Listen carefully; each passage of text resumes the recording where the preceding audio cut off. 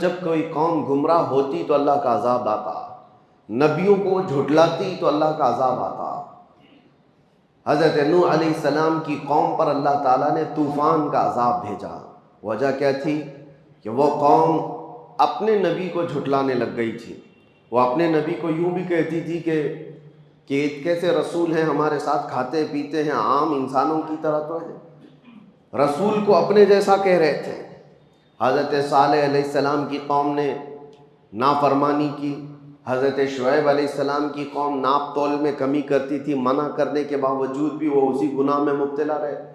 حضرت لوط علیہ السلام کی قوم بدکاری میں مبتلا رہی۔ اسی طرح سے حضرت موسیٰ علیہ السلام کی قوم کئی مرتبہ نافرمانیاں اور ان کی توبہ پھر گناہ، توبہ پھر گناہ، پھر عذابات آتے تھے۔ عذابات کا اگر میں ذکر کروں تو کبھی طوفان کا عذاب، کبھی نوکیلے پتھر برسائے گئے، نوکیلے پتھر برسائے گئے اور زمین کو الٹ کر کے پلٹ دیا گیا۔ یہ قرآن پاک میں اللہ تعالیٰ نے فرمایا فَجَعَلْنَا عَالِيَهَا سَافِلَهَا وَأَمْطَرْنَا عَلَيْهِمْ حِجَارَةً مِّن سِجِّيلٍ، ہم نے ان پر نوکیلے پتھروں کی بارش کر دی اور ان کے اوپر والے حصے کو اٹھا کر کے نیچے کر دیا گیا۔ اور حضرت شعیب علیہ السلام کی قوم پر سخت تیز ایسی آندھیاں چلائی گئی اور چیخ ایک فرشتے کی آواز کے ذریعے سے ان کے کانوں سے بھیجے باہر آ گئے تھے۔ یہ بھی عذاب آیا۔ ایک قوم تھی جس پر اللہ تعالیٰ کا ایسا عذاب آیا کہ ان کے چہرے بندر کے بنا دیے گئے تھے۔ کونوا قردۃ خاسئین، اللہ نے فرمایا دھتکارے ہوئے بندر ہو جاؤ، سب بندر بن گئے تھے۔ یہ عذابات کنٹینیو آتے رہے ہیں۔ وجہ کیا تھی؟ کہ وہ اپنے نبی کو جھٹلاتے یا اپنے نبی کی نافرمانی کرتے، کچھ ایسے گناہوں میں مبتلا رہتے جو رب ذوالجلال کے غضب کو دعوت دیتے۔ لیکن اے مسلمانوں، کیا اس کائنات میں جب ہم زندگی گزار رہے ہیں وہ گناہ نہیں ہے؟ کیا وہ گناہ ختم ہو گئے؟ کیا نوح علیہ السلام کی قوم جس طرح سے اپنے نبی کو جھٹلاتی تھی، آج وہ قوم جھٹلانے والی نہیں ہے؟ اپنے نبی کو جھٹلانے والے دو پیر کے جانور آج بھی کئی جگہ آپ کو نظر آئیں گے۔ وہ شروع سے لے کر حضور پاک کی زندگی پر اعتراض کرنے والے کتنے ایسے بھونکنے والے کتے آپ کو نظر آئیں گے۔ انسانوں کی بات کر رہا ہوں۔ نبی کی گستاخی کرنے والے موجود ہیں، ناپ تول میں کمی کرنے والے موجود ہیں، بدکاری اور زنا اور فحاشی کرنے والے موجود ہیں، چوری ڈکیتی اور پتہ نہیں کیا کیا تمام تر فواحش میں مبتلا لوگ آج بھی ہیں یا نہیں ہیں۔ لیکن کیا کبھی اس امت میں کوئی بندر بن گیا، کوئی خنزیر بن گیا؟ کیا اس امت پر کبھی آسمانوں سے نوکیلے پتھروں کی بارش آ گئی؟ کیا کبھی زمین پھٹ کر کے سارے لوگ دھس گئے؟ یہ سارے عذابات اب نہیں آتے۔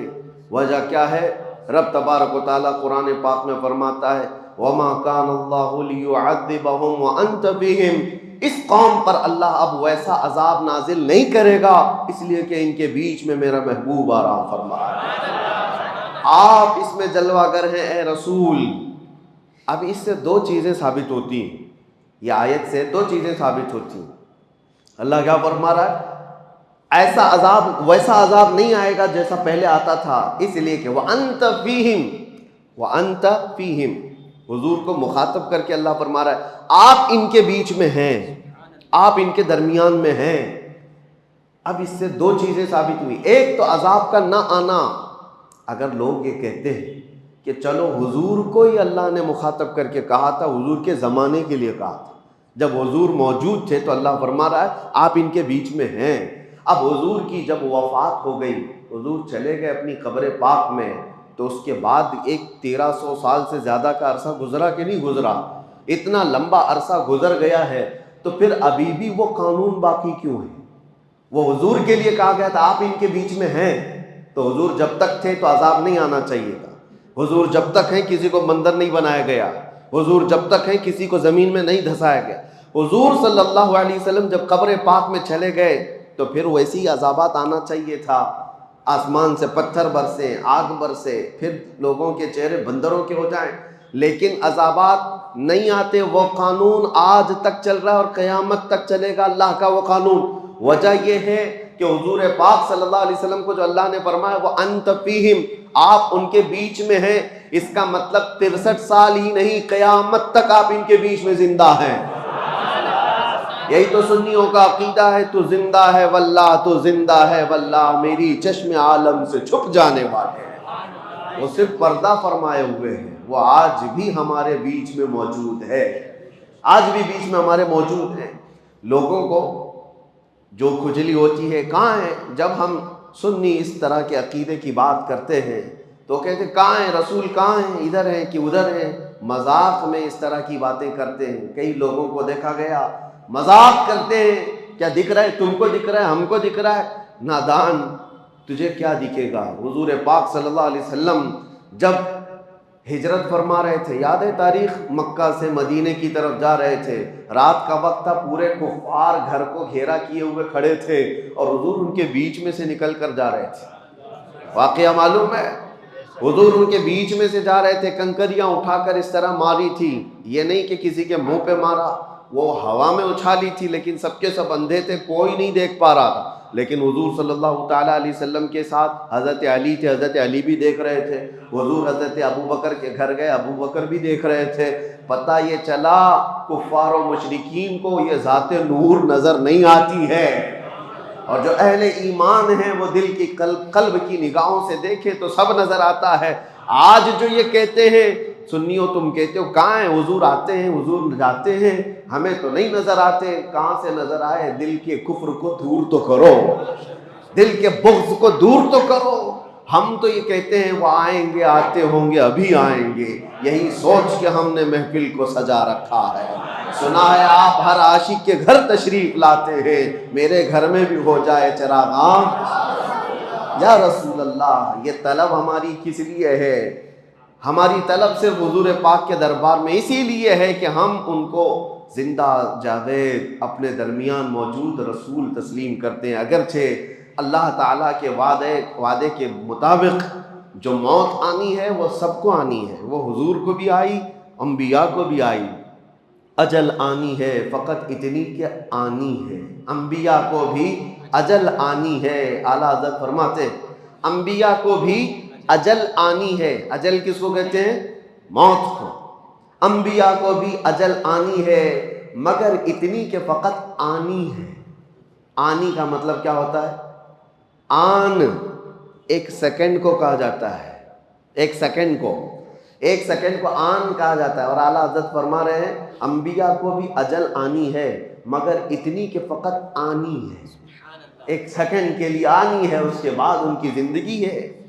آج ہمارے درمیان حضور پاک صلی اللہ تعالیٰ علیہ وسلم کی بعثت اور ان کی ولادت پاک کا 1500 سالانہ جشن منایا جا رہا ہے۔ یہاں بہت ساری باتیں آتی ہیں۔ کچھ لوگ کہتے ہیں کہ دیکھو روایات تو بتاتی ہیں کہ حضور 8 ربیع الاول کو پیدا ہوئے تھے، کچھ کہتے ہیں کہ 12 کو، کچھ کہتے ہیں 17 کو، اختلاف ہے روایات میں۔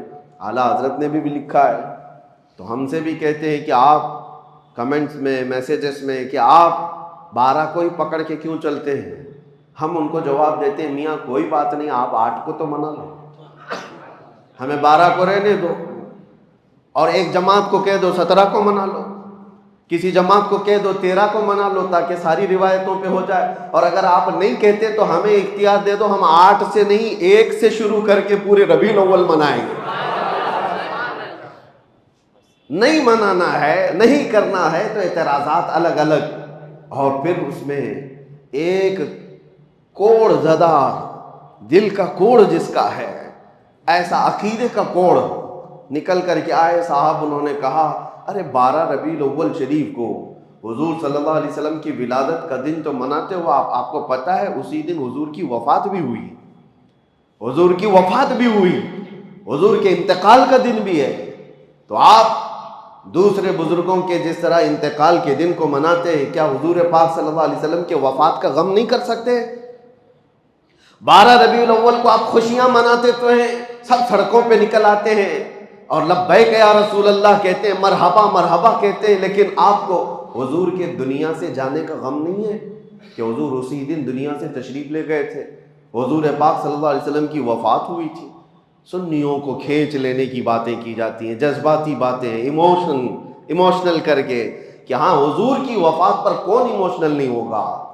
لوگوں کو لگتا ہے کہ ہاں حضور اس دن انتقال کیے تھے تو ہمیں غم ہونا چاہیے، آج خوشی کس بات کی؟ ان کے منہ پر تھپڑ لگاتے ہوئے کہو غم اس کا منائیں جو چلا گیا ہو، مر گیا ہو، مٹی میں مل گیا ہو. وہ تمہارا نبی ہوگا، ہمارا نبی تو صرف پردہ کیا ہوا ہے، وہ کل بھی زندہ تھا، آج بھی زندہ ہے. تو زندہ ہے واللہ، تو زندہ ہے واللہ میری چشم عالم سے چھپ جانے والے. غم وہ کرے جس کا سب ختم ہو گیا. حضور پاک صلی اللہ تعالیٰ علیہ وسلم کی شریعت باقی ہے یا نہیں باقی ہے؟ حضور پر اترا ہوا قرآن باقی ہے یا نہیں باقی ہے؟ حضور کا قرآن باقی ہے، حضور کی شریعت باقی ہے، حضور کی آل باقی ہے، حضور کی سنتیں باقی ہے، حضور کی حدیثیں باقی ہے، حضور کی باتیں باقی ہے، حضور کی ادائیں باقی ہے، حضور کا ہر عمل باقی ہے. کون سی چیز فنا ہو گئی؟ حتیٰ کہ حضور پاک صلی اللہ علیہ وسلم کے انتقال کے بعد، آپ کو پتہ ہے میرا اور آپ کا انتقال ہو جائے، ہماری بیویاں عدت گزارنے کے بعد دوسرے سے نکاح کر سکتی ہیں، ان کے لیے جائز ہے. عدت ہونے کے بعد وہ کسی سے بھی نکاح کر سکتی ہیں. لیکن نبی کی جو زوجات ہیں امہات المؤمنین، ان کو موت تک کسی اور سے نکاح کرنے کی اجازت تھی ہی نہیں. حضور کے انتقال کے بعد کئی بیویاں حضور کی زندہ تھیں، حضور کی بیویاں زندہ تھیں، لیکن ان کو نکاح کرنے کی اجازت نہیں تھی. وجہ کیا ہے؟ ایک عورت اپنے شوہر کے ہوتے ہوئے دوسرے کے ساتھ نکاح کر ہی نہیں سکتی. وہ اور عورتیں ہیں جو اپنے مردوں کے انتقال کے بعد عدت گزار کر کے کر سکتی ہیں، لیکن رسول کی بیویاں نہیں کر سکتی، اس لیے کہ رسول زندہ ہیں. رسول پاک کی بیویاں ہماری مائیں ہیں. اور دوسری بات، ام المومنین عائشہ صدیقہ رضی اللہ تعالیٰ عنہا، توجہ چاہتا ہوں، حضور کس کے حجرے میں آج آرام کر رہے ہیں؟ جو جالیاں ہیں، حضور جس قبر میں آرام فرمائے وہ حضرت عائشہ کا حجرہ ہے، حضرت عائشہ کا گھر ہے، جس میں حضور صلی اللہ علیہ وسلم حضرت عائشہ کے ساتھ رہا کرتے تھے. اسی حجرے میں حضور دفن ہیں. تو جب انتقال ہوا، حضور کا دفن ہوا، حضرت عائشہ قبر پر جاتی تھی اور بیٹھتی تھی گھنٹوں. حجرہ ان کا ہے، گھر ان کا ہے، حضور کے پاس بیٹھتی تھی. پھر اس کے بعد 2.5 سال کا عرصہ گزرا کہ حضرت ابوبکر صدیق کا انتقال ہوا. اور حضرت ابوبکر صدیق کون ہیں؟ حضرت عائشہ کے باپ ہیں، والد ہیں. ان کو بھی حضور کے پہلو میں دفن کر دیا گیا. پھر بھی حضرت عائشہ کے پاس چابی تھی، حجرہ کھولتی تھی، بیٹھتی تھی. ایک طرف شوہر ہے اور ایک طرف باپ ہیں، دونوں کی قبروں پر بیٹھتی تھی، زیارت کرتی یا وہ کافی وقت اس حجرے میں گزارتی. پھر عرصہ گزرا کہ حضرت عمر ابن خطاب کا انتقال ہوا. انتقال سے پہلے حضرت عمر نے وصیت کی تھی، انتقال سے پہلے حضرت عمر نے وصیت کی تھی کہ ام المومنین عائشہ صدیقہ سے اجازت لے لینا، اگر وہ اجازت دے تو مجھے حجرے میں دفن کرنا، نہیں تو عام قبرستان میں مجھے دفن کر دو، جنت البقیع میں. لوگوں نے آ کر کے حضرت عائشہ سے پوچھا، عمر کی خواہش ہے اندر دفن ہونے کی، آپ کیا کہتی ہیں؟ حضرت عائشہ کہتی ہوں میں نے اپنے لیے رکھی تھی، لیکن عمر کو میں ترجیح دیتی ہوں، عمر ابن خطاب کے لیے وہ جگہ دے دیتی ہوں. چابی دے دیا. حضرت عمر ابن خطاب جب دفن ہوئے تو اس حجرے میں اب 3 قبریں ہیں، پتہ ہے نا، حضور صلی اللہ علیہ وسلم، پھر حضرت ابوبکر صدیق، پھر حضرت عمر ابن خطاب. پھر حجرہ بند ہو گیا. حضرت عائشہ صدیقہ رضی اللہ تعالیٰ عنہ کے پاس جو چابی تھی وہ آپ نے دے دی امت کے حوالے، اور اس کے بعد قبر کے پاس نہیں جاتی تھی، کبھی نہیں جاتی تھی، کبھی نہیں جاتی. اب پوچھو میرے عزیزو، حضرت عائشہ سے پوچھا گیا کہ آپ تو پہلے ہر دن جاتی، قبر کے پاس بیٹھتی، وقت گزارتی، اب کیوں نہیں جاتی؟ حضرت عائشہ کہتی ہیں پہلے تو رسول اللہ تھے، میرے شوہر ہیں، میرے باپ ابو بکر تھے، میرے باپ ہیں، وہ میرے محرم تھے. جب سے حضرت عمر آ گئے میرے لیے وہ غیر محرم ہے، میں ان سے پردہ کرنے کی وجہ سے نہیں جاتی ہوں. زندگی میں بھی ان سے پردہ کرتی تھی، اس لیے نہیں جاتی ہوں. اب حضرت عائشہ سے کوئی سوال تو کرے، پردہ کس سے ہوتا ہے؟ پردہ زندوں سے ہوتا ہے کہ مردوں سے ہوتا ہے؟ ام المومنین عمر ابن خطاب سے پردہ کر کے بتا رہی ہے کہ عمر ابن خطاب اپنی قبر میں دیکھ رہے ہیں جو آ رہا ہے، جو جا رہا ہے. جب عمر سے حضرت عائشہ کا عقیدہ یہ ہے تو پھر حضور پاک کی حیات کا عالم کیا ہوگا؟ عزیزان گرامی وقار، یہ باتیں میں آپ کو اس لیے بتا رہا ہوں کہ جو کنفیوز کرنے کی کوشش کرے، معاذ اللہ رب العالمین. کچھ کتابیں بازاروں میں ایسی بھی نکل کے آئی ہیں، اردو کی، چھپی نہیں ہیں، آج بھی چھپی ہوئی ہیں، رسول اللہ مر کر مٹی میں مل گئے، معاذ اللہ، نعوذ باللہ من ذالک، یہ باتیں لکھی ہوئی ہیں. اور اس کی آج تک لوگ تعویل کرتے ہیں. ہمارے کہنے کا مطلب یہ تھا، ہمارے کہنے کا مطلب وہ تھا. نادان ظالم کسی کو گالی دے کر کے تو مطلب نکالے گا، کسی کو ماں کو کسی کے باپ کو کہہ کر کے بعد میں پھر مطلب نکالو گے؟ وہ رسول پاک صلی اللہ تعالی علیہ وسلم جہاں کے متعلق صحابہ کو اللہ فرماتا ہے لا ترفعوا اصواتکم فوق صوت النبی، اپنی آوازیں نبی کی آواز پر بلند مت کرنا، ورنہ کیا ہوگا؟ ان تحبط اعمالکم وانتم لا تشعرون، تمہارے اعمال ضائع کر دیے جائیں گے، تجھے خبر بھی نہیں ہوگی۔ یہ کس کو اللہ فرما رہا ہے؟ ایرے غیرے کو نہیں، صحابہ کو اللہ فرما رہا ہے۔ صحابہ جو امت کے سب سے اعلیٰ انسان تھے ان کو اللہ فرما رہا ہے نبی کے دربار میں بیٹھو تو آوازیں اونچی نہ کرو ان کے لیے، اور تم کتابوں میں کچھ بھی لکھ مارو اور پھر کہو کہ ہمارا مقصد یہ نہیں تھا، ہمارا مطلب یہ نہیں تھا۔ وہ صحابہ کرام حضور صلی اللہ تعالیٰ علیہ وسلم کی بارگاہ میں کیا کہتے تھے پتہ ہے؟ راعینا یا رسول اللہ، جب انہیں کوئی بات سمجھ میں نہیں آتی تو کہتے تھے راعینا یا رسول اللہ، ہماری رعایت کیجئے اللہ کے رسول۔ یہودیوں کی زبان میں یہ لفظ دوسرا معنی رکھتا تھا۔ یہودی راعینا کا مطلب یہ سمجھتے تھے ہمارا چرواہا، اور وہ مذاق اڑاتے تھے کہ دیکھو یہ صحابہ رسول کو کہتے ہیں ہمارا چرواہا، معاذ اللہ، یہ مذاق ہو رہا تھا۔ رب تبارک و تعالیٰ نے آیت نازل فرمائی یا ایھا الذین آمنوا لا تقولوا راعینا، اے ایمان والو رسول کے پاس جب بیٹھو تو راعینا مت کہنا۔ پھر اللہ خود ادب بھی سکھاتا ہے، کیا کہنا چاہیے؟ وقولوا انظرنا، کہو نظر کرم فرمائیے، اے رسول نظر کرم فرمائیے۔ اور پھر کہنے کی ضرورت کیا آتی ہے؟ واسمعوا، غور سے تو سنو۔ حضور کی باتیں عام لوگوں کی طرح نہیں ہے، جو کلمہ کہا جائے وہ سنو۔ اب پھر جانتے ہو صحابہ کرام ایسا سنتے تھے، ایسا سنتے تھے حضور کی باتوں کو، اور نقل ایسا کیا ہے حدیثوں میں، ایک حرف بھی اگر ادھر سے ادھر ہوا تو صحابہ کہتے ہیں یہ حدیث ہے ہی نہیں، یہ حدیث ہی نہیں ہے۔ اگر حرف بدل گیا، لفظ بدل گیا تو صحابہ کہتے ہیں یہ حدیث نہیں ہے، لفظ بدلا ہو۔ جو رسول اللہ کی زبان سے نکلا ہوا حرف ہے، صحابہ اس کو سنتے تھے اور اسی طرح محفوظ کرتے تھے۔ عزیزان گرامی اوقات، اس دربار عالی جاہ کا ادب اللہ سکھا رہا ہے، اور یہاں لوگ بڑے بھائی کی طرح، کبھی مر کر مٹی میں ملنے کی طرح، نعوذ باللہ، ان کے علم کو کسی اور سے، جانوروں سے تشبیہ دیں۔ ہمیں بولنے میں بھی دقت ہوتی، ایکسپلین کرنے میں بھی جو ظالموں نے کہا ہے وہ دقت آتی ہے، پریشانی ہوتی ہے کہ کیسے نبی پاک صلی اللہ تعالیٰ علیہ وسلم کی بارگاہ میں یہ کہہ کر پھر اس کی تعویل کی جا رہی ہوں۔ اللہ ایسے برے عقیدوں سے ہماری حفاظت فرمائے۔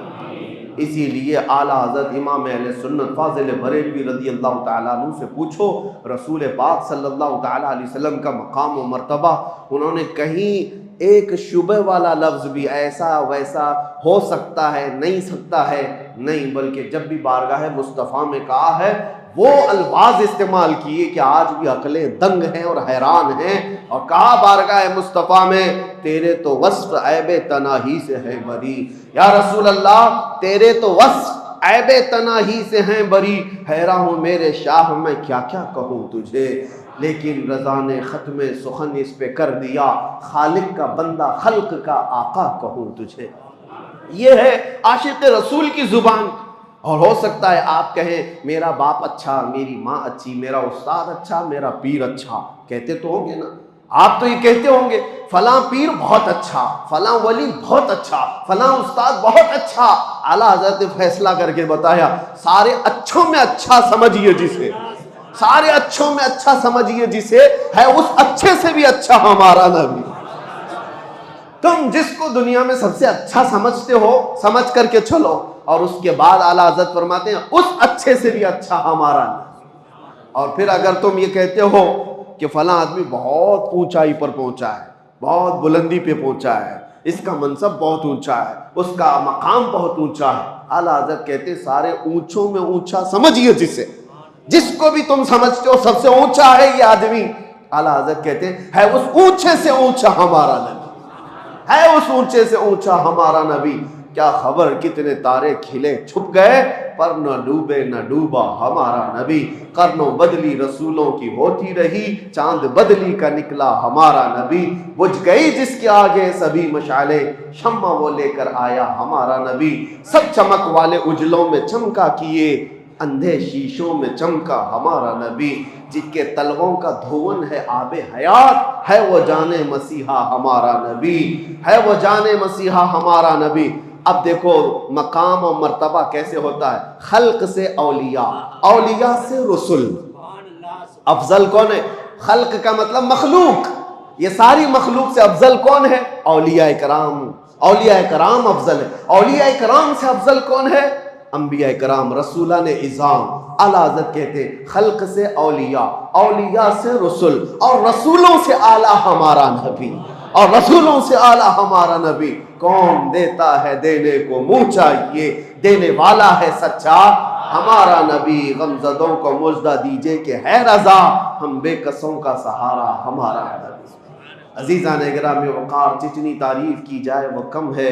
بارگاہ مصطفیٰ میں تعریف کرنے والوں کے قلم سوکھ گئے، زبانیں خشک ہو گئیں اور آنکھ بھر گئے، لیکن کما حق ان کی تعریف نہ کی جا سکی. اور اسی لیے حافظ شیرازی رحمۃ اللہ تعالیٰ علیہ بڑے عاشق رسول ہیں، وہ کہتے ہیں یا صاحب الجمال و یا سید البشر من وجہک المنیر لقد نور القمر.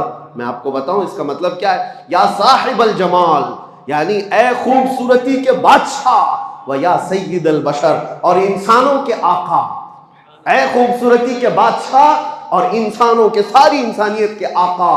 من وجہک المنیر لقد نور القمر، آپ کے چمکدار چہرے سے ہی چاند کو روشنی مل رہی ہے. چاند کو جو چمک مل رہی ہے وہ آپ کے حسین چہرے سے. من وجہک المنیر لقد نور القمر. تعریف کرتے کرتے تھک گئے تو آخر میں کہتے ہیں لا یمکن الثناء کما کان حقہ.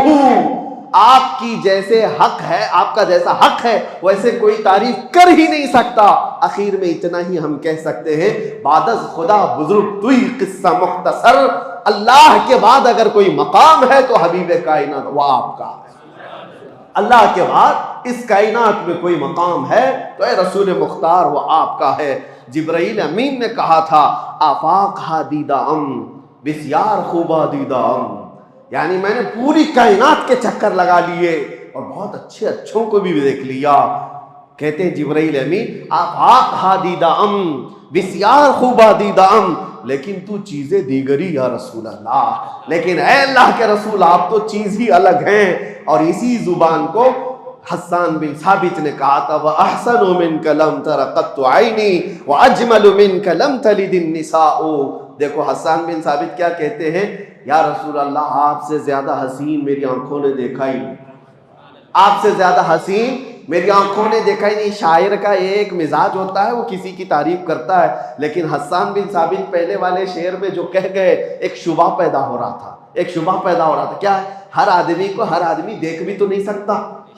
حسان بن ثابت نے کہا آپ سے زیادہ حسین میری آنکھوں نے دیکھا ہی نہیں. ہو سکتا ہے بھائی آپ مکہ میں رہ رہے ہیں، آپ نے نہیں دیکھا ہوگا، ہو سکتا ہے کہیں اور ہو. حسان بن ثابت کا علاقہ اپنا علاقہ ہے. انہوں نے شعر میں تو کہا آپ سے زیادہ حسین میری آنکھوں نے دیکھا ہی نہیں، آپ نے نہیں دیکھا ہوگا.